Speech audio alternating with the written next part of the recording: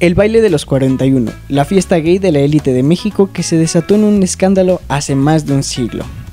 Desde hace más de 100 años, algunos mexicanos asocian el número 41 con la homosexualidad masculina. El origen es un baile al que acudieron 42 hombres la noche del 17 de noviembre de 1901, en el centro de la Ciudad de México.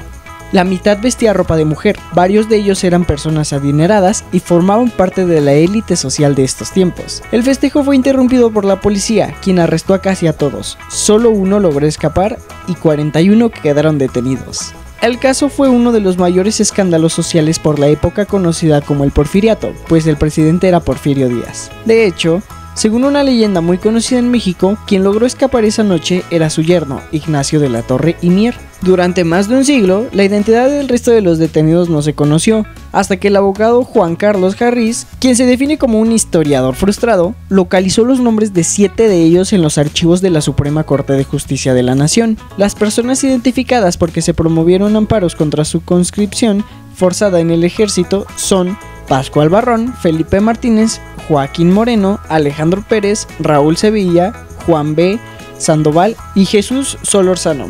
Pero Harris encontró algo más, una serie de abusos y violaciones contra los detenidos que, más de un siglo después, comenzaron a desvelarse. El escándalo de 1901 se conoce como el baile de los 41 maricones. Este baile tuvo lugar en la calle de La Paz, en lo que hoy es el centro histórico de la capital y cerca de Palacio Nacional, la residencia del presidente. Según los diarios de la época, la única fuente documental del caso, un policía escuchó un ruido en la casa a las 3 de la madrugada y al asomarse descubrió a las parejas. Entonces pidió refuerzos para detenerlos, algo que según el abogado Harris era ilegal. No existió un motivo para haberlos detenido. Jurídicamente, la homosexualidad como tal nunca ha estado prohibida en México, pero casi todos fueron arrestados excepto el yerno de Porfirio Díaz, según la creencia popular, cuyo nombre habría sido borrado de la lista para evitar el escándalo público. Luego fueron obligados a barrer las calles de la capital mexicana con ropa del festejo, algo que también fue ilegal, pues ninguna ley establecía esa sanción. Otro abuso fue el escarnio de los periódicos, incluso se publicó una canción para burlarse de ellos. La composición se llamó El Corrido de los 41 y fue acompañado con grabados de José Guadalupe Posada. El artista es uno de los grabadores más importantes de México, autor del famoso personaje La Catrina,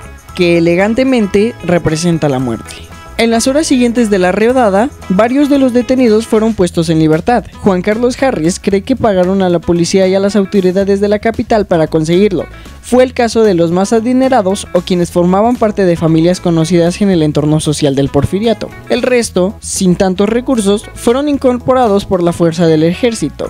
Varios fueron enviados a combatir en la guerra de castas que en ese entonces se liberaba en Yucatán, en el sureste del país. Fue una especie de destierro, y la única forma que encuentran para hacerlo es metiéndolos al ejército, una especie de leva, según el abogado. No se conoce el destino final de ellos, aunque según Harris y algunos historiadores que investigaron el tema, murieron en batallas. Aunque no se ha documentado, es muy importante que dentro del ejército haya sufrido abusos, porque nunca se ocultó a los soldados la razón del reclutamiento, dijo el abogado. Fueron detenidos, sufrieron un escarnio fuertísimo, explicó.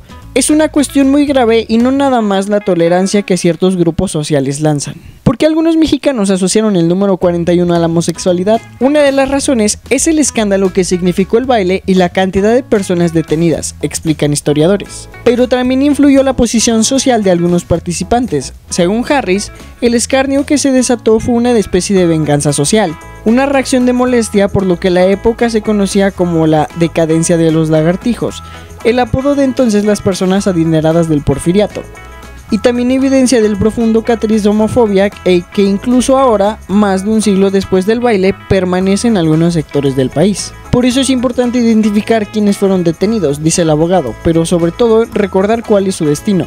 Hay intentos muy serios, muy graves de retroceso, incluso buscando la suspensión de los derechos civiles, explicó. A lo mejor no entendemos lo que significa, es algo muy grave.